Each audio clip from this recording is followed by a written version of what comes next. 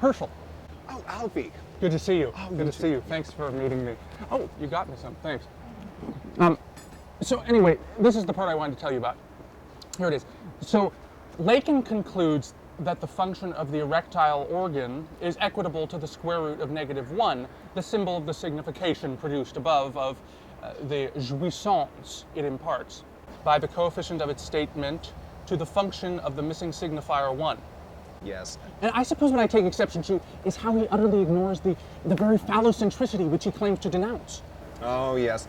How many have been misled through the failure to systematize dialects properly? Oh, Lacan makes a point, but sadly he's prematurely circumcised it. Exactly. The very foundations of Western thought which he claims to denounce never appear. We have no understanding of Even when he reliance on... considers the panopticon, he doesn't account for what Freud calls the Oedipus complex. Right, exactly. Well, of course you know. The notion that men are born with the subconscious impulse to slay and supplant their father, claim and bed their mother. I know what it is.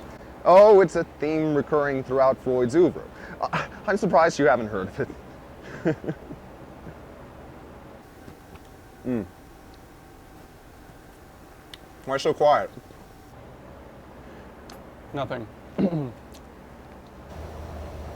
know, it's interesting that you mentioned the panopticon. I've been talking with Professor Hines lately about my senior thesis. I want to investigate how Foucault is informed by panopticon as the notion of state as ultimate viewer in post-capitalist era. What do you think? Of course, Foucault can teach us as much about the Soviets as the lion can the gazelle. Well, okay then. How do you think we address the phallocentricity? If you examine Foucault's response to Chomsky in the debate, there's clearly reliance on state as ultimate perceiver. A clear reliance on state as the ultimate perceiver. Are you even listening to yourself? Foucault is a Marxist at root, with the heart of a Freudian disciple. And you're talking about Freud in this day and age without your tongue planted firmly in your cheek? Alfie, that tongue should be buried so deeply in your cheek, it's poking out. It's rented a car. It's headed to the Hamptons. And I hope it brings back some crab cakes because they're just wonderful. Well, what do you think the panopticon reveals about phallocentricity, if not the reliance on the res patria? To me, it implies a reciprocity as found in Heidegger's model of economic relapse. But Foucault says class is inherently absurd. Marx uses the term of the submaterialist paradigm of discourse to denote that Marx again. That old chestnut to pick of a boho idealist revenant that just can't be exercised. Egalitarian hopes may be the end of us. All right, no Marx. But then, aren't we to consider Le Fournier's suggestion that we have to choose between Debrotist situationism and submaterialist paradigms? That begs to question what the nature of reality is. And frankly, I don't get paid enough to parse with ontology. Of course.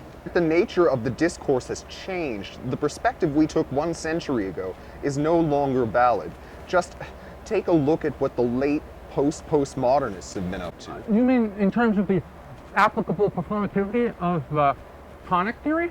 With regard to the discourse, yes. You've always had a soft spot for discourse, Herschel, at heart. Oh, hello, doggy. Is that a Jack Russell? No, Herschel, I think that's a Jack Sumensch. That's Sinhalese for cute and for long life. And Schopenhauer would have said, it is better to not live than to live the unexamined life. Alfie, you're going places in this world. Oh, thank you, Herschel. You've already been there.